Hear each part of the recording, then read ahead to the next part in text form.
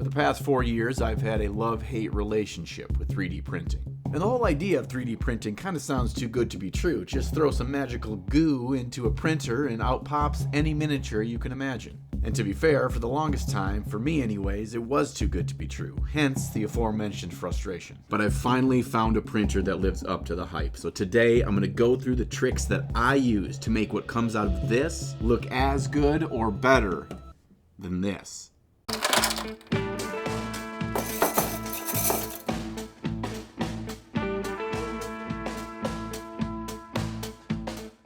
Right up front, let's make this clear. I am a miniature painter first and foremost. I really don't have any interest in digging deep into the science, tweaking, and experimentation that goes with the 3D printing hobby. All I want is a printer that's easy to set up, it works consistently, and it produces miniatures of the quality of the resin or plastic models I can buy in the store. I guess when I say it out loud, it does kind of sound like I'm asking for a lot. But it's what resin 3D printer companies have been telling us their products can do since they became popular a number of years ago.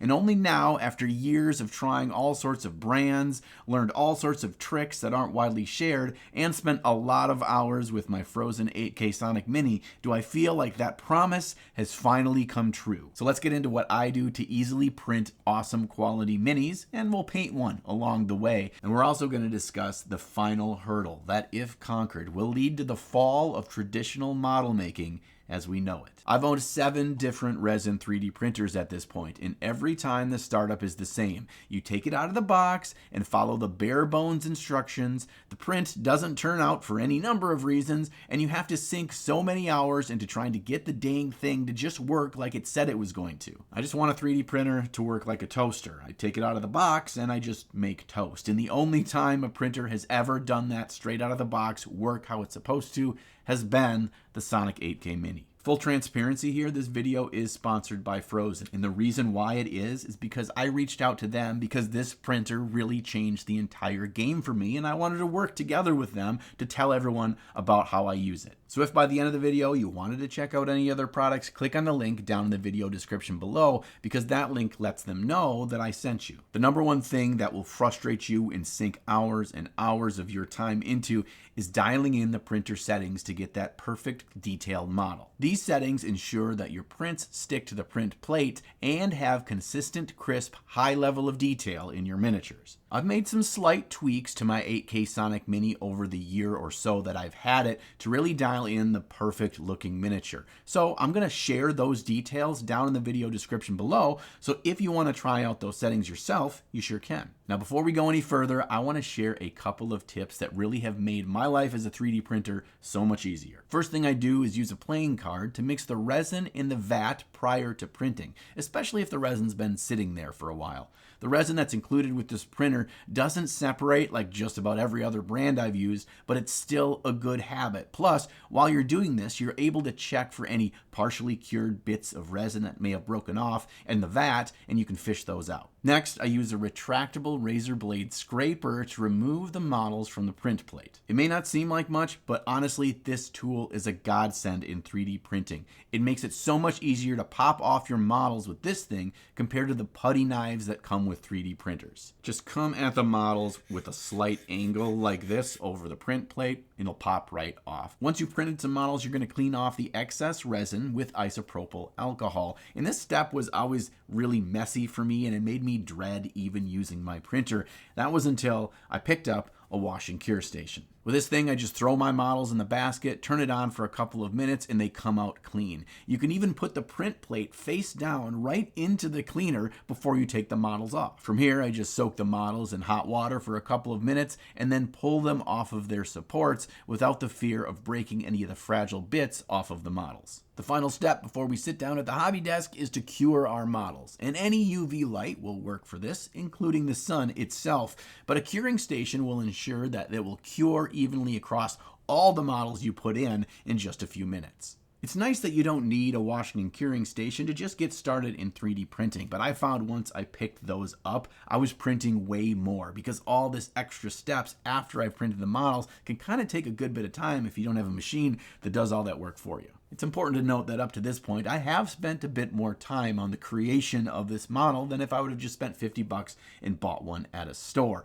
But it only cost me about $1 worth of resin. Now I will have a little bit of prep work to do here, and that work is slightly different than a typical plastic model kit, so let's go through how I approach it. Immediate win for 3D printing are there are no mold lines. We will have these little bumps where the supports connect to the model. How many and how big these bumps are vary based on the model and how good of a job the company did placing the supports. You can choose to ignore these little divots if you like to. I like to clean them up because it doesn't take long at all, but I also don't stress out if I've missed one or two. The process I use is to start with little miniature files like these to sand them down, and then come in with a nice high grit sandpaper, either with regular sandpaper or my tried and true sanding sticks, to smooth out the spot entirely. Sometimes I'll find that there are tiny little supports still attached from one part of the model to another. If I find these, I just grab my hobby knife and just pop them off. If my print's in multiple pieces, my go-to adhesive is Gorilla Super Glue Gel. This stuff will bond like crazy, and it's really thick. I just put in a tiniest dot, attach the two pieces,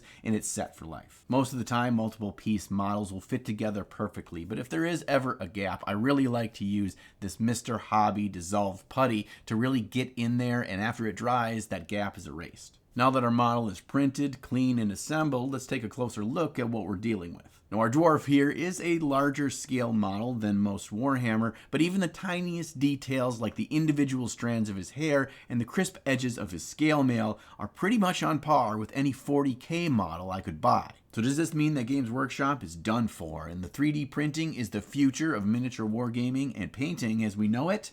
Not entirely, at least not yet. And the reason why actually has nothing to do with the technology of the printers. This Phrozen printer has shown me that it is absolutely up to the task in the printing quality. Oh no, the final hurdle are the models themselves, and to that, we have to look to the sculptors. Don't get me wrong, there are some sculptors out there making amazing models for 3D prints, but the vast majority of the best work being done in miniature sculpting is done for companies like Games Workshop and manufacturers that can produce their own resin casts to sell you. At this point, we've seen the likes of Duncan, Peachy, and Louise leave Games Workshop to start their own endeavors, but we haven't seen any sculptors. What would happen if some of the great sculptors of Games Workshop were to leave and start their own business making 3D print files that you could print at home and create all your armies for a fraction of the price? Now, obviously, they wouldn't go out on their own and use the Games Workshop IP to produce these prints, but who do you think makes the great aesthetic decisions that makes those iconic miniatures of Games Workshop so amazing? It's not senior leadership, it's the art team. So yeah, all I'm saying is if that day were to ever come, things would get interesting. Back to the task at hand. The model I printed and am painting today is an adorable dwarf holding a puppy. I'm guessing some of you might want to know where to get this model and others in the range, so I'll put a link down to Durgan Paint Forge in the video description. I often feel that I've got more freedom in experimenting and just having fun while painting a 3D print. After all, if I screw it up, I could just print another one. Side note, I've never actually reprinted a model because I screwed up the first one's paint job, but just the idea that I could means so much. It takes off so much weight on my shoulders because I'm not really worried about screwing up the $60 or $70 expensive plastic or resin kit.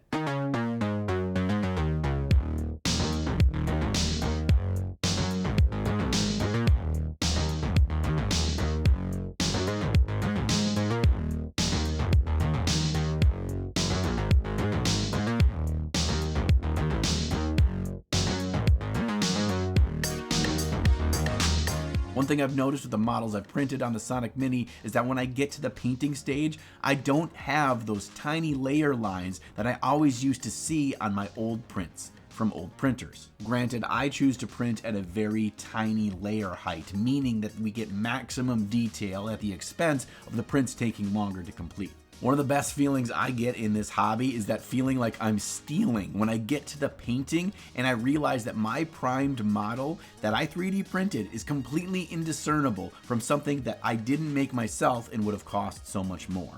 The experiment I'm putting into practice today is working with a really strong, warm light that lands on the important parts of the model and fades away as we move towards the lower and back half of the model. I'm doing this to help myself understand lighting and hopefully take some things away that I can improve on as a part of my painting. One thing that I learned is how much a thin glaze of an orange between each layer really helps blend the colors while reinforcing that warmth of the light without much work.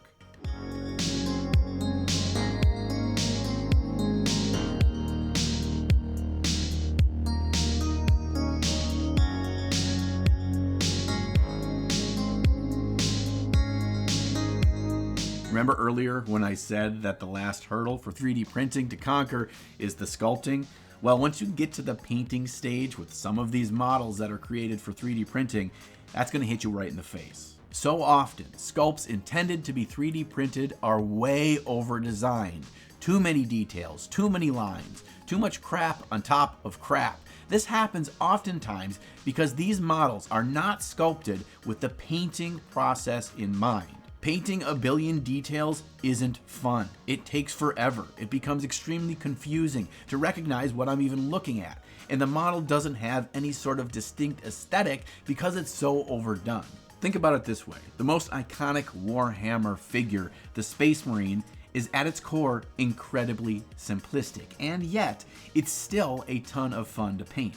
Why? Because even though it's simple, it's not boring. You can paint it a million different ways. You can learn how to paint volumes because the shapes are easy to recognize. And by making small changes among different units and poses, you can keep things fresh as a designer without just slapping on more stuff.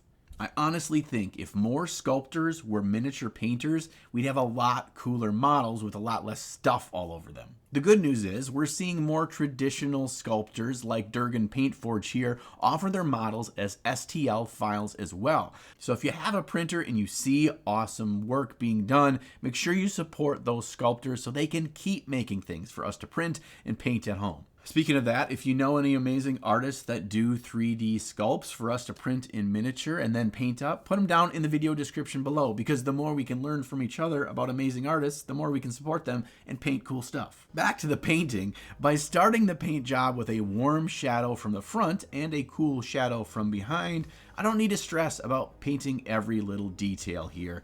Things that go unpainted feel more like they have just fallen into shadow. Sure, if I wanted to spend a ton of time and paint every single detail on this model as best that I can, I could. But that isn't my focus of today's experiment. I'm just seeing what looks good, learning about light, and moving on to the next part of the model that interests me. And when this model is done for me today, I won't feel bad that I didn't spend 100 hours on it, because I just printed it up and I can always find something else fun to print next.